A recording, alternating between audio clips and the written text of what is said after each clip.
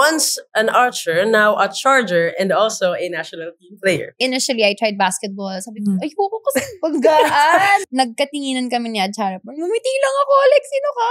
Ba't ka ngumiti? Tapos magkakalma ako sa game, mahirap yun. Ito ba yun, Fifi? That sounds like a you problem. Exactly. Wala daw Period. Period. Ay, ganito ba na yung period? Sorry. Walang arte. Walang preno. Usapang totohanan to. Kasama ang Beast Mode Duo. Abby Maranyo at Camille Cal. Powered by Sports Plus. Easy lang. Hi guys! Welcome sa aming podcast na pinamagatang Beast Mode, kung saan tatalakayin natin hindi lang Beast Mode sa loob ng court, pero Beast Mode din sa buhay ng mga inspiring life story ng ating guest athletes. Powered by Sports Plus. Let us all welcome once an archer, now a charger, and also a national team player, Fifi Sharma. Yay!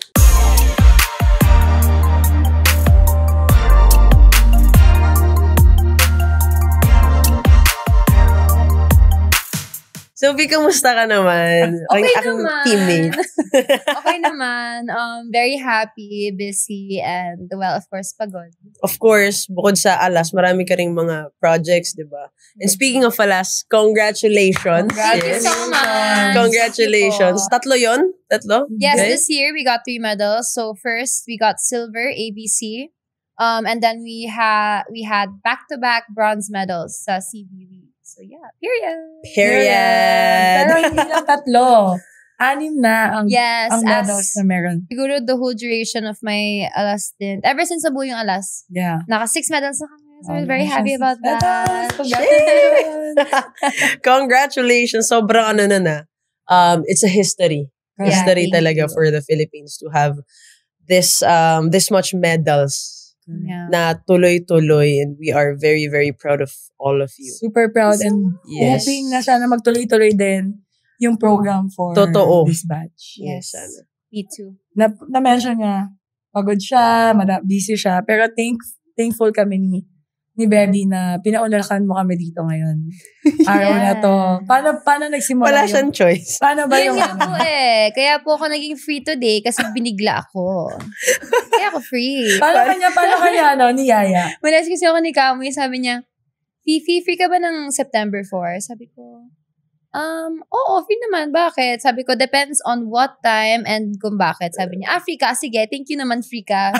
Actually, dire-diretso yun. Bago siya mag-reply, nakatatlong message na ako. Dire-diretso yun. Sabi ko, free ka ba sa sa September 4? Ganun, free ka. Salamat naman, free ka. So parang Saka siya binook mo na nag-reply. siya. Book na siya. Confirm na ako. Di ko pa alam kung ano yung kino-confirm ko.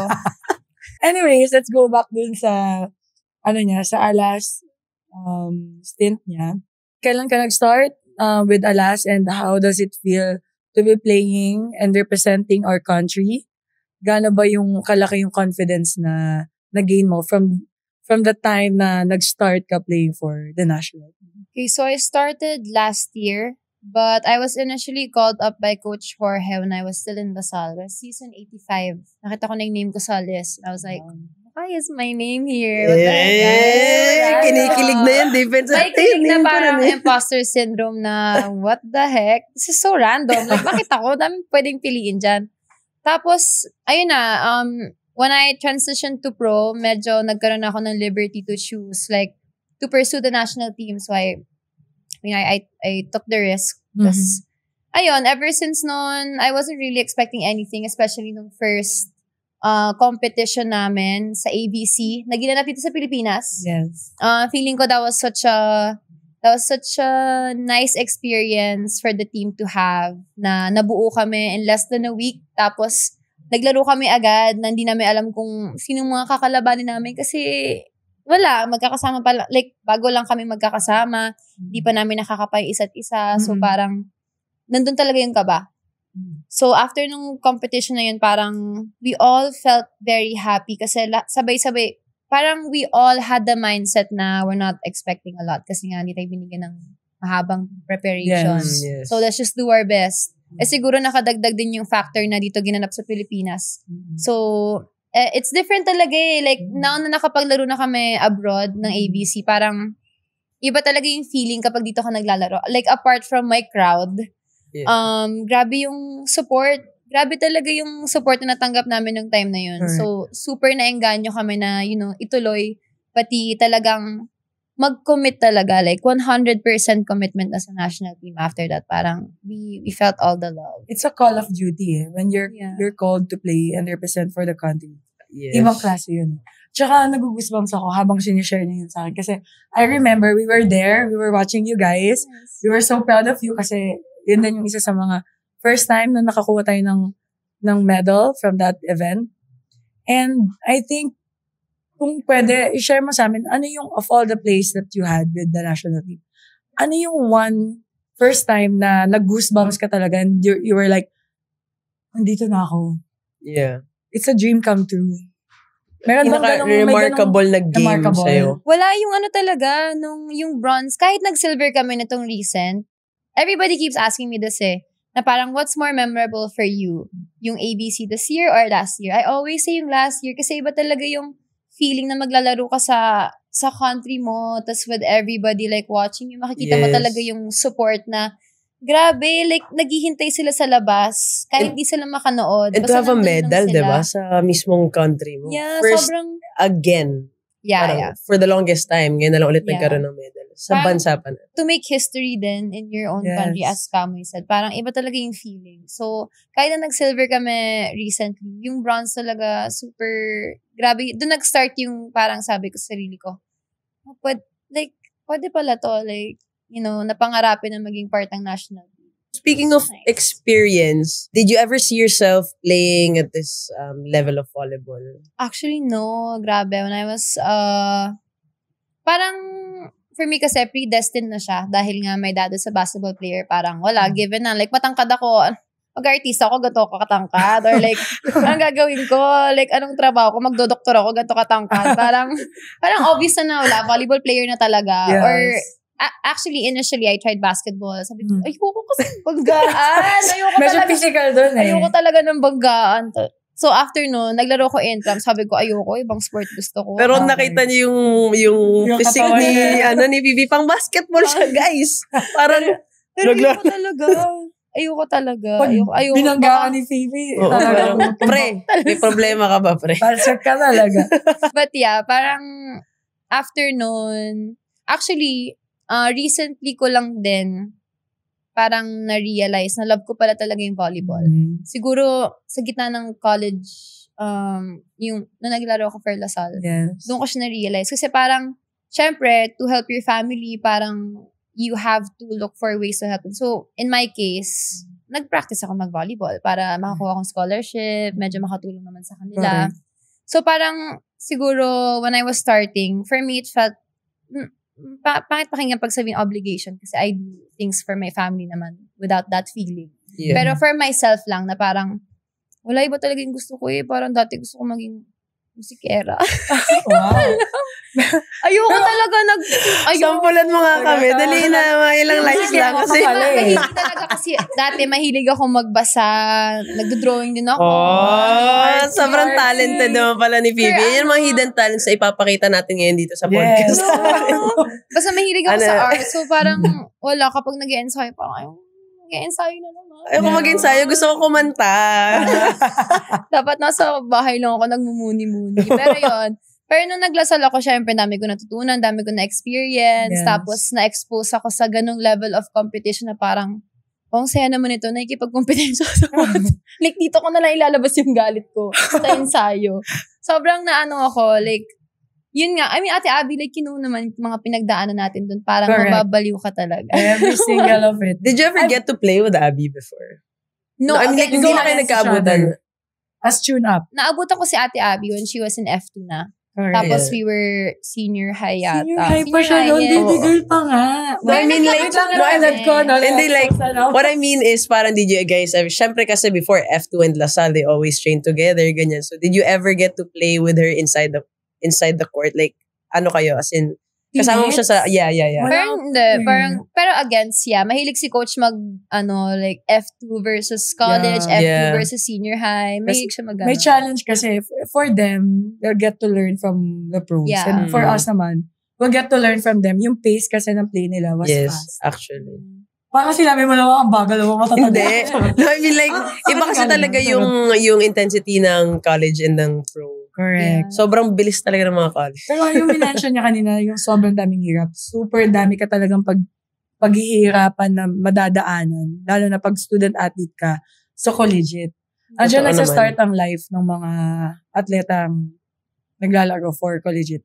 Number one, syempre, you're playing para makaawas sa di ba, sa gastusin ng pamilya, ng parents. Scholar. Second, scholar ka. Second, you're playing away from your family. Dormers tayo di ba? Yeah, that's You get to true. learn how to live alone, away from your parents, the comfort of having your parents around. Wow. Pwede English na si Bakla. Charot. Diba? Tama naman ako. Last lista kami. Uy! Lazal kasi so like, alam mo naman, ganun art. Anyways, hindi. Joke lang yun. Then, magbabudget ka, di ba? Yung allowance mo. Yun. Oh my God. Tapos, pag pinagalitan ka pa pag may pagalit pa si coach sa'yo, syempre si coach kasi, hindi lang as a coach, pero may father figure din kasi siya. Even yung personal life mo, sometimes natatouch niya. Because yun nga, may father figure. Parang, Normal yun sa college. Kasi yung mga magulang natin, inano sila parang pinagkatiwala tayo sa mga coaches. Yes, correct. Yung mga coaches, parang, somehow they're obligated para disiplinahin, alalayan, ganyan. So I think lahat yun pinagdaanan talaga namin. Tapos roller coaster yung feelings, diba? Yung wala kang kapatid na maiiyakan. Sometimes yung mga teammates mo, ayaw mo na din dagdagan yung stress nila kasi alam mo, same kayo ng nagdadala. Baka umiyak ako. Uy! So sometimes iiyak ka na sa gilid, maglalakad ako sa Rizal Park kasi malapit lang yung top side. Yun yung happy place ko. Ewan ko lang, ikaw, may ganun ka ba? Yung moment na mag-iisa ka lang, gusto mo lang i-shrug off lahat ng mga... OMG, akin sa library. Kasi diba? May spots kami. Hindi, kahit hindi ka nagbabasa, nandun ka lang kasi malamig. Library? Library kasi. Sa amin kasi ako talaga, ko talaga pag malungkot ako sa fishbowl. Yung kakwentuhan mo si kuya? Hindi, syempre masabi yung fishbowl, mag-food trip ka na sa may kasi, lalo na nung after pandemic, di ba after training fishbowl kami, powered by Gulaman. And you Lady Bulldogs, So powered by. healthy. Yung pala Tok yung secret Neneng. para lumakas. Fishbowl. Ayun yung secret nila. Yeah. Pero na-mention na rin naman natin yung collegiate life niya. Mm-hmm. Let's talk about her career evolution. Wow. Yes, sir. Kasi nakita nene days mo. Oo nga. Baby girl. Naalala ko pa yun. Tapos ngayon sobrang may parang very posh. Okay, diba? Para siya. Arte. Maarte. Hindi. Sabihin mo Magandang maarte. Alam mo yung may dating yung arte. Hindi basta maarte lang. Oo naman. Yun yung si Fifi Kasi dati naabutan ko siya, nagpo-push up lang siya sa TikTok. And then kasi alam ko na she's living alone na rin. May sarili siyang condo. Kaya kahit hindi tayo magka-teammate, just seeing you from afar, na may growth talaga. So, very evident. Pero na-mention mo na din kanina, parang automatic yung volleyball sa'yo. Athlete ka kasi you were raised by your dad na athlete din. Pero we want to know, how's it like to be under him na athlete din? Gaano ba ka-intense yung discipline sa bahay, sa pamilya? Was it too intense, same as kung paano tayo dinidisiplina ng mga coaches? Or ayaw niyang i-portray yung intensity ng pagka-athlete. Ayaw kanya i-pressure. Paano ba siya, yung dynamic niya as a father? Uy. Okay, my dad. Share ka today Kasi si Vivi parang nakaka-intimidate yung ni Vivi, yung blush on niya Nahiya yung blush on ko. Grabe naman. bakit na yung blush on? Actually, siguro sa atin interview ko na ma-mention ko yung dad ko kasi sobrang, niya talaga, like, ang laki ng naitulong niya din sa career ko. When it comes to sports naman, siguro sa akin, dahil babae ako, hindi siya masyadong stricto. Dati, sa mga kaibigan ko before, alam nila na hindi ako pinapayagan lumabas, hindi ako pinapayagan magka-boyfriend, hindi ako pinapayagan mag-sleep over, as in like sobrang stricto ng daddy ko. Hanggang Pero ngayon? ngayon hindi na. Okay na siya. Pero wala pa rin Sobrang siyang boyfriend, luwag niya guys. Open pa si Fifi. Dumating na tayo sa point na tinatanong niya na ako, may kausap ka ba ngayon? Parang nagmamakaawa na siya. Sorry wala talaga Ikaw kasi. Ang rule niya lang sa akin, feeling ko, he trusts me naman when it comes to like how I handle myself as an athlete, like yung mga habits ko, gano'n. Alam niya naman siguro na wala akong bisyo. So, siguro hindi niya na ako sinisita sa gano'n. Kaya hindi din siya masyadong stricto sa akin. Pero, ang naalala ko lang nung college days ko, kailangan ko umuwi ng bahay every weekend para makapag-usap kami. Kasi, Pep talk, ganun. ang importante sa kanya na, kunyari, sobrang ganda na ng pinapakita ko. Gusto niya akong like, hatakin ulit. Like, i-ground ka niya. Kakausapin niya ako ulit.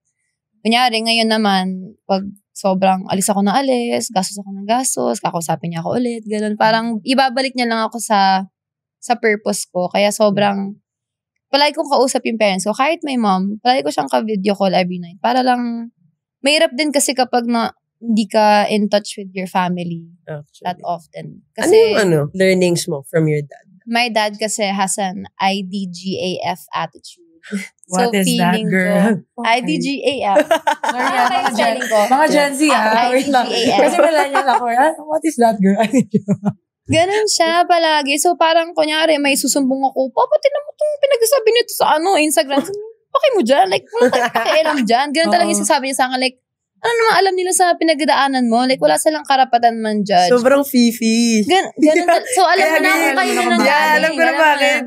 Ganun talaga. Parang nagsasabi ako, kunyari, mag-rant ako sa kanya na, may nabasa akong ganito, like, na nasaktan ako. Sabihin niya, like, okay lang yan, lilipas din naman yan. Ganun, parang, ganun lang yung attitude niya. Like,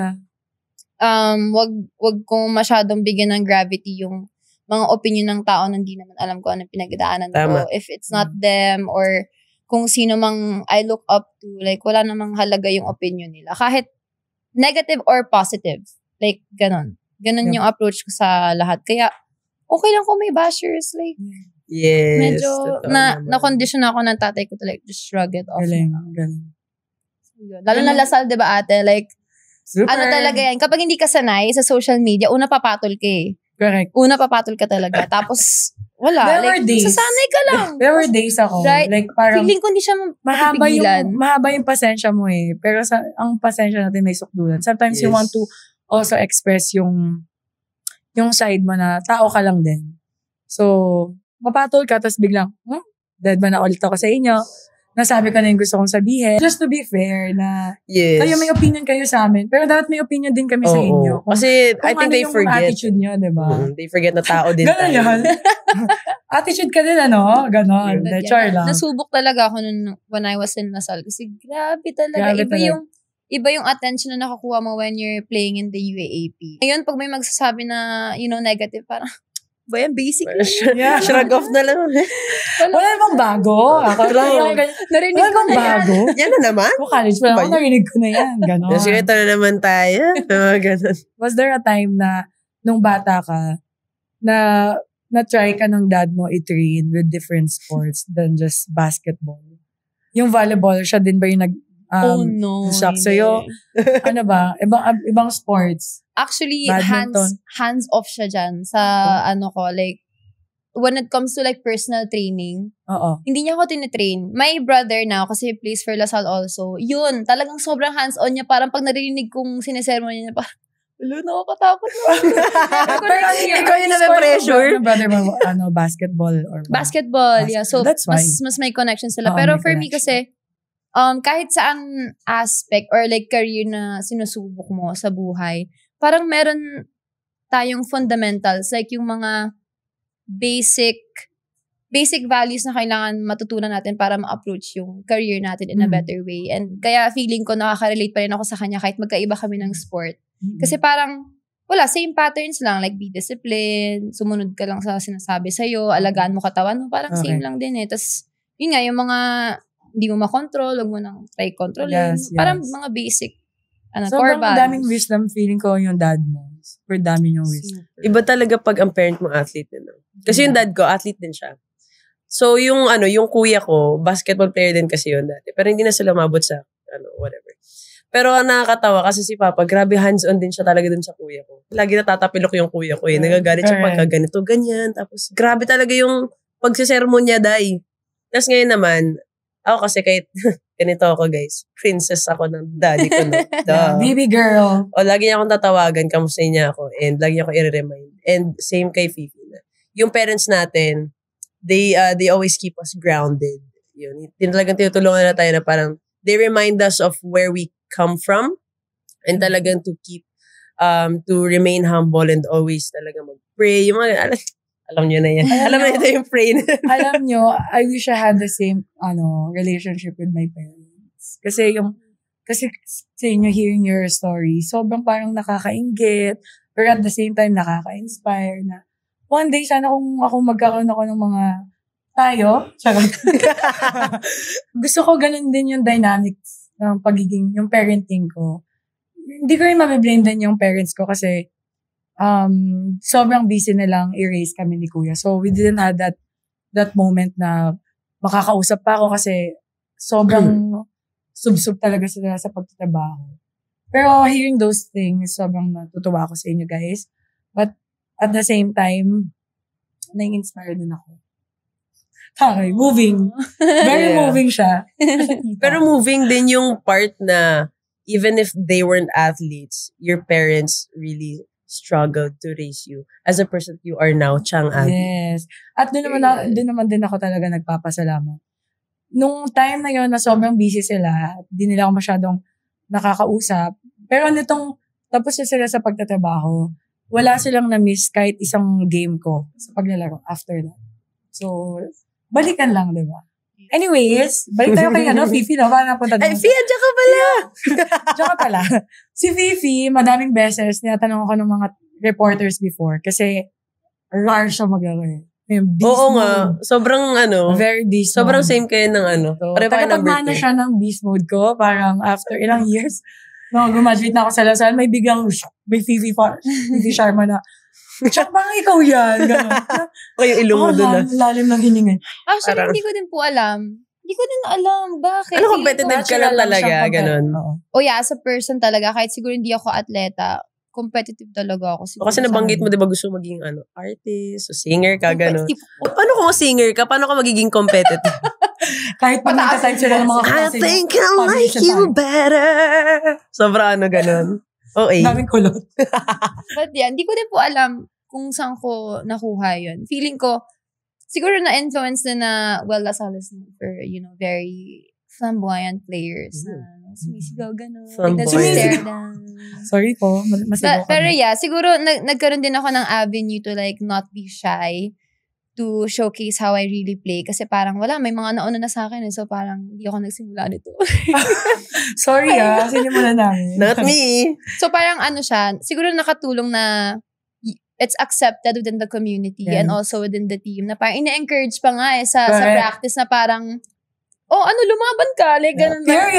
Nung college ka lang ba nagsimulang mag-angas? Ganun. College lang. Kasi player na siya, high school pa lang. College na. College. Yeah. So yun, feeling, kasi yung mga kasama ko din parang, si Ate Jules, si stare down. Ako nga. So yeah. Ingitera. Yan sa mga hindi nakaka-understand dun sa grit namin or yung attitude namin when we're playing. It's our style of playing. Iba-iba ang style ng mga players pag naglalaro. Yes. May iba, too shy, too introvert. May iba nonchalant. Expressive. Nonchalant. Kasi yung kasi... Ikaw, hindi ako. Pero kami, super expressive talaga. Pero natural siyang lumalabas. Biglaan siya, hindi siya yung parang, pag nakapoint ako, dapat ganito yung position ko. Ganun. Mamaya, mamodel ako. Hindi kami aware doon. Kasi yung iba iniisip, nagyayabang lang kayo. Yes. Mayabang lang kayo, ganun. Actually, madami di ba nag-pro na ako? So, parang mas na-expose na ako sa outside world. Like, nakilala ko na yung mga ibang volleyball players. Nasabi nila sa akin, hindi ka pala mayabang, no? Like, akala ko, maldito. Yes. Sorry, pinapami ko. Pero hindi ka pala hindi ka pala how you are inside the court. Yun na lang yung gagamitin kong Hindi ka pala ganun ka-intense. Kasi akala niya siguro war freak ako ganun. Minsan lang, pero not all the time. Meron ka bang ate or like player Oh my sa team? gosh. When we played sa CB League, nakita namin sila, Achara Porn, sila Pimpichaya. So, nung nakita ko sila parang, na-starstruck ako kasing hide na pala namin sila. Like, akala ko naman super, like, na-inspire ako kasi parang, kaya din pala namin kumilos ng ganyan. Kasi akala ko naman like super katangkaran sila. So, nakaka-inspire. Tapos, I'm a big fan kasi of watching international competitions like VNL. Palagi ako nakasubaybay. So, seeing them in person and playing against them, parang, wow, diba? Feels so real. Wow. Parang, inaano mo na lang yung sarili mo pag katapat mo sila sa net, parang, oh my gosh, wag ka mag-freak out. Maglaro ka. Parang nag-freak out. moment ka ba? Ang cute naman yan. As in, nung nagkatinginan kami ni Achara, ngumiti lang ako, like, sino ka? Ba't ka ngumiti? Nagkagawanan ako. Diba? Nakaka-starstruck. Gusto ko yung Ikaw ba, baby, na-starstruck ka dati? Si Plumjit kasi crush nito. Sige, hindi ko tatanggihan. Wag ka magsasalas, ha? Kasi sa idol ko siya eh. Siya yung parang, sa international, siya yung volleyball hero ko. Like, every highlights na sa YT, pinapanood ko, tapos ginagaya ko siya. And we're trying, ako lagi yung nakikipag-communicate kay Kim na, Kim, try natin to, ganito kabilis, ganito yung running na gusto ko, ganyan. O tapos pag nagpe-play kami, Plumjit, yun na lang sasabihin ko. So, gets niya na. Yun, tapos nung nakita ko siya, first international encounter namin, 2015, parang lumilipad ang everything. Tapos parang, saan po kayo naglaban po kayo? Singapore. Yes, Singapore. SEA Games. First. Ano pa yung kwento niyo sa ano yun? Yung sabon panlaba? Tapos yung sabon panlaba, oh my God. Yung mga starstruck moment. Kasi same hotel eh. So magka-same floor kami. Tapos nag-message siya sa akin kasi I was friends with her friends too dito sa Pilipinas. Like sila Ate Tina, sila Ate Michelle, Ate Jobs. Yung mga, mga senior volleyball natin. Friends ko sila. Tapos nalaman niya na mutual friends kami. So, kaya parang comfortable siya mag-message sa akin. So, nag-message siya, parang she's looking for a detergent. Parang ako, bibigyan ka na ng detergent. Wow. Tapos gusto niya ng mga biscuit natin. So, nag-shopping ako, nag-grocery ako para sa kanya. So, binigyan ko siya. Tapos, binigyan siya ng detergent. Binigyan niya kita ko ng Downy ata nila or detergent din. Tapos, hindi ko siya ginamit. Kinip ko lang siya. Yeah, meron yung case. Diba may casing ka pa na may pirma niya? Yes, may casing ako. Pinapirmahan ko sa kanya. Ganun ako ka-starstruck sa kanya. Tapos sobrang fun. Pero when it comes to playing, pag naglalaro talaga ako, I made it sure na makikita mo sa akin yung ginagawa mo. Oo, as in, palitan kami ng running. Tapos, first game, CV League din yun, Thailand. Hindi ko makakalimutan. First time ng batch namin, makakuha ng isang set against them. Tapos siya pa yung katapato. Tapos parang yun, simula na, parang I started to gain her and her teammates respect na din, na parang, yung naka-clip na yan, marunong yan, gano'n, parang gano'n. Dami kasing hair clip, diba? So parang nakilala niya na ako dahil sa clip, gano'n siya. Yun yung mga... Dapat binigyan mo pala siya ng hair clip mo. Anong gagawin niya naman? Wala, i-clip mo sa niya. Gagawin ko naman dyan. Anyways, having said all the things that you've shared with us dun sa career mo, international, gusto naman natin, syempre, i-highlight din yung mga, yung feeling ng first block mo sa CV League? Ano yung feeling ng mga RAR mo sa international stadium? Ano yung mga feels nun? I-share mo din sa amin. Super favorite ko po talaga kapag naglalaro ako with the national team. Parang iba po kasi yung feeling. Like, apart from the privilege na you get playing with like your idols and the best of the best in the country, parang wala ka na excuse na parang magtira ka pa. As in, every game, every point, talagang wala. Like, pupo ka na 100%, bigay mo na lahat. So, dami ko din natutunan sa sarili ko when I was playing with the national team kasi talagang pinupush ko yung sarili ko everyday. Kahit sa training, di ka pwedeng mag-petics with kahit ano. Kasi mga kasama mo, mga magagaling eh. So, parang dun din ako nag-improve dahil nga napag-usapan natin na I'm very competitive din. Alam mo, maganda yan. Tsaka lahat ng mga natutunan mo international competition ninyo, dalhin mo siya lagi.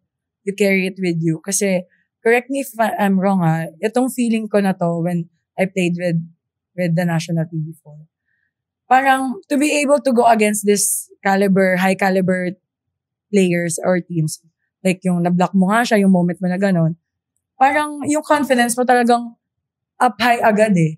Tapos, ako yung feeling ko na parang, kinaya ko nga sa international eh. So, pag dito sa pro, sa local, wala na akong reason para hindi ako magtiwala sa sarili ko. Wala akong reason para hindi ko bigyan ng confidence sa sarili ko. Kasi, kinaya ko nga dun, mas mataas yung level, mas sobrang gagaling ng mga players, diba? Correct me if I'm wrong, kung ganun din ba yung, may ganun ka rin bang feeling or tama bang nararamdaman yun ng isang national athlete? Same lang. Same naman din po. Ewan ko, minsan talaga wala akong believe sa sarili ko. It's sad. It's sad, I know. But feeling ko, it's also what keeps me on my toes. And it's also the thing that keeps me motivated. Kasi parang I can never be content. Yun it's both a blessing and a curse na hindi ako contented sa ginagalaw. Kahit sabihin na ibang tao, like, okay ka na, like, parang, ba't wala kang tiwala sa sarili mo? But I'm like, de, kaya pa, like, may maibubuga pa. So, yun din yung pinanghuhugutan ko whenever I catch myself, like, doubting na kung kaya ko ba to or what. Pinabalikan ko yung mga moments na ngayon na parang nakapag-bronze na kami, nakapag-silver kami, tapos dito, hindi ka makapush. Like, bakit ganon? So, ayun, malaki din yung naitulong sa akin, sa confidence ko, being a part of the national team. Kasi, knowing na there are people in the community that trust me, sila Ate Gia, sila coach, mga teammates ko sa Alas, na dapat na dadala ko siya whenever I play for my club teams. Anywhere. So with all the things that you have achieved, ano pa yung gusto mong ma-achieve bilang isang Fifi Sharma? Siguro if we're looking long-term, sa career ko, syempre gusto ko makakontribute sa national team. Like, gusto ko mag-commit sa national team as long as I can. Kasi sobrang na-inspire ako seeing Ate Gia. Like, I know she's my friend, pero naiisip ko parang, ate, this is long overdue. Like, di ko lang nasasabi sa kanya, pero this is long overdue. Itong mga bronze, mga medals, itong silver natin sa ABC. Like, matagal nyo na dapat ito nakuha eh. And I'm just so happy na until now, she's part of the national team to be able to experience that. Yes. Na nakakasabay pa rin namin siya maglaro. Gusto ko ganun din. Like, eto, lucky nga kami kasi nakapag-start na eh. Like, the Philippines is starting to think long-term. And I'm happy na we're part of that. Yes. Gusto ko siyang mapagpatuloy. And hanggang sa kaya, ipaglalaban ko yung spot ko sa national team. And that's what I want to achieve in the long run. We'll pray for you, Awesome. Fifi. Yeah. And we want that for you also. Period. Period. Let's Mic go, drop. girl! Go, girl. Water break! Dago Chika, Insider Scoop, at Game Day Kwento. Lahat yan, dala ng Sports Plus. Service error? Di uso rito. Laging ace sa sports content. Visit sportsplus.ph now. Like, comment, and subscribe para laging mainit ang laban. Welcome sa podcast na Beast Mode at may konting bardagulan. Sa segment na to, ganun pa rin. Magkatapatan kami ni Bebby at may konting fight na magaganap. So, anong magaganap sa fight natin, Bebby? Debate. Debate ng anong topic? Anong posisyon ang mas mahirap? Setter or middle blocker? Siyempre kami, middle blocker. Mag-isa lang ako, guys. Good luck. Rare pa naman kayong dalawa. Go. Mas mahirap yung setter kasi marami kaming iniisip, marami kaming sinisilip. Talaga? Ano sisilip niyo? Ano sinisilip mo? Yung kabila. Yung Ayusin mo yung sinisilip mo na yan, ha? Sinasabi ko sa'yo. Ay, Diyos ko, Lord. Alam mo, Fifi na ko, sinasabi ko sa'yo. Nandiyan ka talaga. Tama yung question mo na yun. Ano yung sinisilip mo? Totoo. Blocker ng kabila. Yung spiker ko, kung ready ba siya. Ganon. Yung middle blocker ko, pumapasok ba? Tama ba yung timing? Ganon. Kami, tingin ko sa amin, mas nakakapagod, mas mahirap kasi all the time, lahat ng timing kailangan namin pasukan. So imagine ilang times tayo, mga 10,000 times kaming tumatalon. Kabilang. Yes, correct. Masyado ka namang nasaktan. This is in general. As a middle blocker, papasok kami na pumapasok kasi kami binibigyan. Yes, correct. Lang. Na, Hindi ko naman papaasa. sinabi si Kamu, hindi ako binibigyan. Oh, excuse me. Wait lang, ang debate natin guys is yung position, hindi yung bigayan ha. Wait lang, Sorry. I-defend mo na yun, sige. Setter pa din, mahirap. Kasi guys, yung setter, lahat ng hinahawakan yung bola, kailangan naming mahabol. kahit pa hindi kami yung makahawak, dapat nandun din kami sa area kung nasan yung bola. Kami din, napapagod din kami, kakaganon. Oh. Kakaganon. Diba? Gaganon ka ng gaganon, tapos pag pumasok ka, wala kang bola. Aray ko. Tsaka ang dami din namin iniisip, no? Kala mo kayo lang sisilip. Uy! Anong sinisilip nyo? Yung blocker sa kabila. Tsaka yung spiker sa kabila. Hindi, mahirap pa talaga maging setter. Kasi syempre, magbablock ka, didepensa ka. Kung pwede nga lang, rumeceive na rin kami. Nag-block din naman kami. Dumidepensa din naman kami. Totoo. Dumidepensa ka? Yeah, pag nasa likod kami, ano ka ba? Lalo na kapag magaling kami mag-serve, matagal kami sa loob. Yes, correct. Sorry. Ako sweeper na ako ngayon. Pero kasi ang middle blocker may pahinga eh. Deserve naman siguro namin. Wait. No, huwag tayo magpapatalo. Deserve naman siguro namin magpahinga, no? After namin maglagari sa blocks. Left and right, middle. Magbablock kami. Totoo. Ganon din naman ako eh. Oh, backline ako. Siyempre, miss pass, miss receive, lahat yan. Umabot man yan sa kaduluduluhan ng PhilSports. Oh. Kami ang hahabol niyan. Pero may... Yeah. Sige. Ay, Bata muna mauna. Pagbigay. Bata muna. Sabihin ko dapat, it's kind of in your control. Kasi pwede mong sabihin yung teammates mo eh. Na paayos naman ng pasa. Pero kami kasi, wala naman kami magagawa kung malakas yung palo ng kabila. Tapos pag di namin na-block, kami kasalanan namin, di ba? Yes. Wala daw period. Period. Ganito pa na yung period. Sorry. Sorry, millennial. Hindi ko alam yan. Hindi kasi pag syempre pumasok, wala ka nang magagawa eh. Parang sa spike lang yan. Pag pangit yung set, wala ka nang magagawa. Papaluin mo na lang kami. Pag na-receive nyo na, nadig nyo na, wala na kami magagawa. Habulin na namin yan. Back and forth na yan. Zigzag, ganun.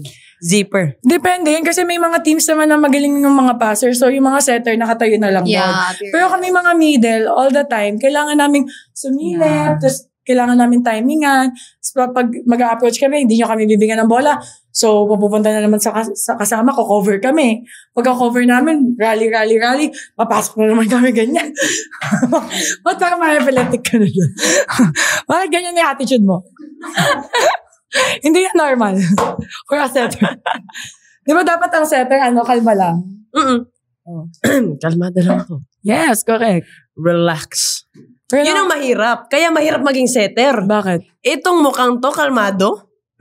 Tapos magkakalma ako sa game. Mahirap yun. Ito ba yan, Fifi? That sounds like a you problem. Exactly. Sabay, alika na dito, sabay ka na. Hindi guys, alam nyo, yung mga poging katulad ko, kalmado lang kami, di ba?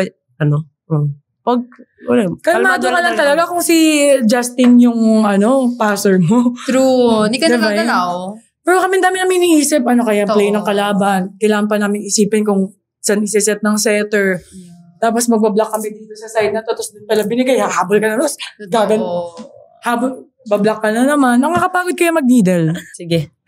Period. Kami yung nanalo. Yeah! Parang alam nyo guys, never ako mananalo sa mga debate na to eh. Fifi, kasi bakit ka nandyan? Teammate tayo. Ako yung setter mo, di ba? Middle blocker ako eh. Gagawa ko.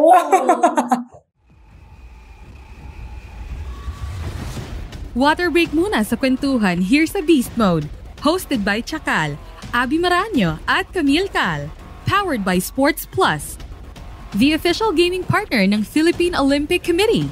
Kung nag-e-enjoy kayo, don't forget to like, comment, and subscribe para lagi kayong una sa matinding balyahan namin ng mga episodes.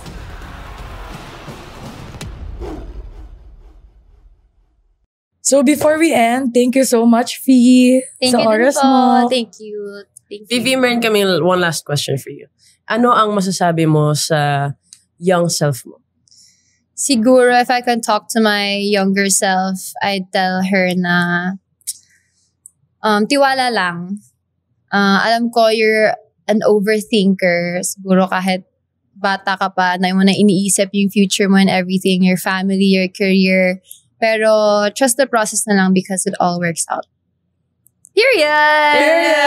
Napakaganda. I love it. Endgame na mga ka-Beast Mode! Salamat sa pagsama sa panibagong set ng mga kwento, laban, at sports chika na walang kapantay.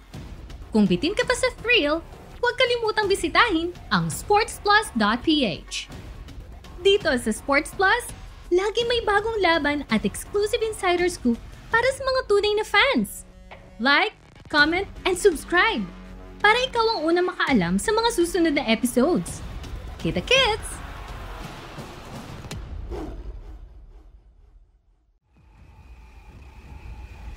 Salamat sa panonood ng Beast Mode.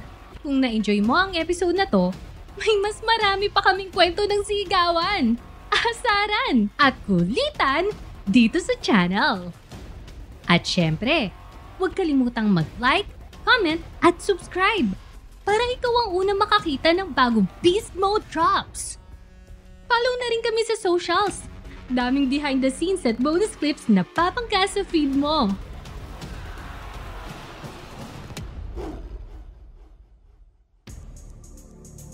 The views and opinions expressed by the hosts and guests are their own and do not necessarily reflect those of the platform. This podcast may contain mature themes and discussions. For full content and updates, visit sportsplus.ph. Gambling can be addictive. Know when to stop. For 21 years old and above only.